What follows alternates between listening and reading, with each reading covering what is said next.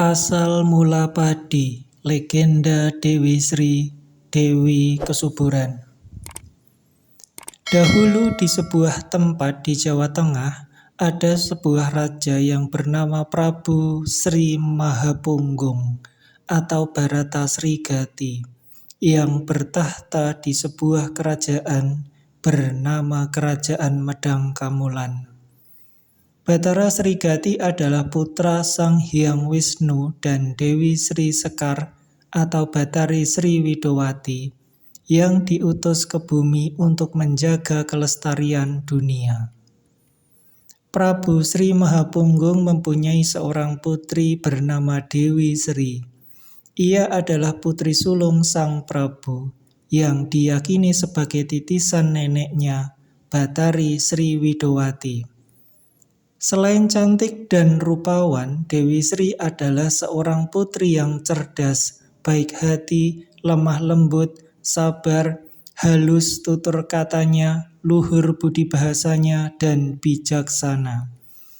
Dewi Sri mempunyai 3 adik kandung, yaitu Sadana, Wandu, dan Oya. Ia bersama adiknya Sadana dikenal sebagai lambang kemakmuran hasil bumi. Dewi Sri sebagai Dewi Padi, sedangkan Sadana sebagai Dewi hasil bumi lainnya seperti umbi-umbian, kentang, sayur-sayuran, dan buah-buahan. Oleh karena itu, keduanya tidak pernah dipisahkan. Ketika Sadana diminta oleh ayah dan ibunya untuk menikahi seorang putri bernama Dewi Panitra, cucu Eyang Pancaresi, namun Sadana menolak karena tidak ingin mendahului kakaknya dengan alasan bahwa hal itu kerap menjadi penyebab terjadinya berbagai kesulitan di kemudian hari. Melihat sikap putranya itu, Prabu Sri Mahapunggung berupaya membujuknya. "Sadana putraku, jika kamu menikah dengan Dewi Panitra, ayah akan menobatkanmu menjadi putra mahkota. Kamulah yang akan menggantikan ayah menjadi raja negeri ini," bujuk Sang Prabu. Sadana hanya terdiam. Hatinya sedang gundah gulana. "Sudahlah putraku, kamu tidak usah memikirkan kakakmu. Sudah menjadi kewajiban kami untuk menikahkannya jika kelak menemukan jodohnya," ujar Sang Prabu. Meskipun berkali-kali dibujuk, Sadana tetap bersikukuh menolak pernikahan tersebut. "Maafkan Sadana, Ayahanda Prabu, tidak sepantasnya seorang adik mendahului kakaknya menikah," kata Sadana. Rupanya perkataan Sadana itu membuat marah ayahandanya. Ia dianggap sudah berani bersikap lancang karena tidak patuh pada nasihat orang tua. Untung sang ibu berhasil meredam kemarahan ayah Sadana. Pada malam harinya, Sadana sulit memejamkan mata. Pikirannya sangat kacau, sedih, dan bingung. Baginya perjodohan itu bertentangan dengan prinsip hidupnya. Setelah memikirkan segala risikonya, akhirnya malam itu Sadana pergi meninggalkan istana secara diam-diam. Alangkah murkanya Sang Prabu saat mengetahui hal itu. Kemarahannya pun ia lampiaskan kepada Dewi Sri karena dianggap sebagai penyebab minggatnya Sadana. Tuduhan itu membuat sedih hati sang putri karena merasa serba salah hidup di istana. Akhirnya ia pun ikut kabur dari istana. Perginya Dewi Sri dari istana membuat Prabu Sri Mahapunggung semakin murka. Saking marahnya, Sang Prabu mengutuk Dewi Sri menjadi ular sawah, sedangkan Sadana dikutuk menjadi burung seriti. Dewi Sri berjalan ke arah timur tanpa tujuan yang pasti, sedangkan Sadana terbang tanpa arah dan tujuan. Suatu ketika, ular sawah penjelmaan Dewi Sri tiba di dusun Wasutira. Karena lelah, ular sawah itu kemudian tidur melingkar di lumbung padi milik seorang penduduk bernama Kiai Briku. Petani itu memiliki seorang istri bernama Ken Sanggi yang sedang mengandung bayi pertama mereka. Pada malam harinya, Kiai Briku bermimpi mendapat petunjuk bahwa bayi yang dikandung istrinya adalah titisan Dewi Trisnawati. Kelak setelah lahir, bayi itu akan dijaga oleh seekor ular sawah. Jika ular sawah itu mati, maka bayinya pun akan mati. Oh, alangkah bahagianya hidupku jika mimpi itu kelak menjadi kenyataan.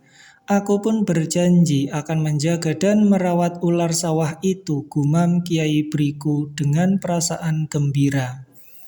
Hari itu persediaan beras Kiai Briku untuk dimasak oleh istrinya telah habis.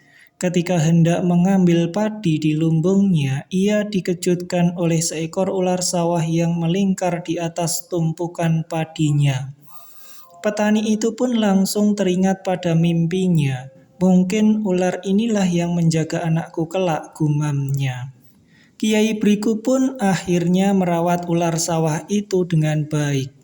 Ketika istrinya telah melahirkan seorang anak perempuan, ia kemudian meletakkan ular sawah itu di dekat bayinya yang berada di kamar tengah di rumahnya. Sejak itulah Kiai Briku bersama sang istri merawat anak mereka bersama ular sawah itu dengan hati-hati. Setiap hari mereka memberi makan ular itu dengan katak. Suatu malam, Kiai Briku kembali bermimpi. Dalam mimpinya, ular sawah itu menolak diberi makan katak. Ular itu minta diberi sesajen berupa sedah ayu, yakni sirih beserta perlengkapannya, bunga dan lampu yang harus selalu dinyalakan. Ketika terbangun, Kiai Briku pun langsung menyiapkan sesaji sebagaimana permintaan ular sawah itu. Sementara itu, Dewi Trisnawati yang menitis pada tubuh anak Kiai Briku membuat huru-hara di kediaman para dewa. Hal itu membuat Sang Hyang Jagatnata atau Batara Guru murka. Wahai para dewa, pergilah ke bumi, beri bencana pada bayi tempat Dewi Trisnawati menitis, titah Sang Batara Guru. Para dewa pun segera meluncur ke bumi, namun usaha mereka memberi bencana pada bayi itu gagal karena pengaruh tolak bala dari Kiai Briku dan ular sawah. Berkali-kali para dewa itu berupaya melakukan hal itu, namun mereka tetap saja gagal. Setelah melakukan penyelidikan, para dewa dan Batara Guru pun mengetahui bahwa kegagalan mereka disebabkan oleh Dewi Sri yang setia melindungi bayi itu. Atas perintah Batara Guru, para bidadari pun turun ke bumi untuk membujuk Dewi Sri agar mau menjadi bidadari di Kayangan. Wahai Dewi Sri, kamu diutus oleh Batara Guru untuk meminta agarkah ke Kayangan. Sang Batara Guru akan menjadikanmu bidadari untuk melengkapi kami para bidadari yang ada di Kayangan, bujuk salah satu bidadari. Baiklah para bidadari, saya bersedia menerima permintaan Batara Guru, tetapi dengan satu syarat, ujar Dewi Sri. Apakah syarat itu, wahai Dewi Sri? Tanya bidadari. Saya mohon adik saya Sadana yang telah dikutuk menjadi burung seriti agar dikembalikan wujudnya menjadi manusia, pinta Dewi Sri. Para bidadari pun menyanggupi permintaan Dewi Sri, namun ketika mereka hendak memenuhi permintaan tersebut, ternyata Sadana telah dikembalikan menjadi manusia oleh sosok yang sakti, yaitu Begawan Brahmana Marhaisi, putra Sang Hyang Brahma. Bahkan Sadana telah dinikahkan dengan seorang putri bernama Dewi Laksmitawati. Kelak bila mereka telah memiliki putra, Sadana akan diangkat menjadi dewa. Berita tentang Sadana kemudian disampaikan kepada Dewi Sri. Dewi Sri pun menyambutnya dengan perasaan senang. Karena keinginannya telah terkabulkan, akhirnya Dewi Sri yang berwujud ular sawah itu dikembalikan ke wujud aslinya oleh para bidadari ke wujud aslinya, yaitu seorang gadis yang cantik jelita. Sementara itu, Kiai Briku amat terkejut karena ular sawah di petanennya telah lenyap. Yang dilihatnya hanya seorang gadis cantik yang sedang duduk di samping bayinya. "Hai anak gadis, kamu siapa dan kenapa berada di sini?" tanya Kiai Briku heran. Dewi Sri pun memperkenalkan dirinya lalu menceritakan peristiwa yang baru saja terjadi di rumah itu. Akhirnya Kiai Briku pun tahu bahwa Dewi Sri adalah putri Prabu Mahapunggung dari Kerajaan Medang Kamulan. Sesuai dengan janjinya, Dewi Sri pun akan segera ke Kahyangan untuk dijadikan bidadari. Sebelum pergi, Dewi Sri tidak lupa berterima kasih dan berpesan kepada Kiai Briku.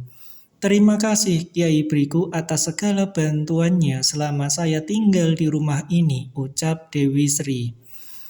"Agar sandang dan pangan keluargamu selalu tercukupi, jangan lupa untuk memberi sesajen di ruang tengah rumahmu." Usai berpesan, Dewi Sri pun moksa dan kemudian menuju ke Kahyangan. Sepeninggal Dewi Sri, Kiai Briku pun langsung menyediakan sesajen di ruang tengah rumahnya. Sejak itulah orang Jawa selalu menyimpan atau memajang gambar ular di kamar tengah rumah mereka sebagai perlambangan sosok Dewi Sri yang telah memberikan kemakmuran dan kesuburan dalam kehidupan mereka. Tidak hanya itu, mereka juga percaya bahwa jika ada ular sawah di dalam rumah, itu berarti pertanda sawahnya akan memberikan hasil dan rezeki yang baik. Itulah sebabnya masyarakat petani di Jawa amat menghargai ular sawah dengan cara memberinya sesaji.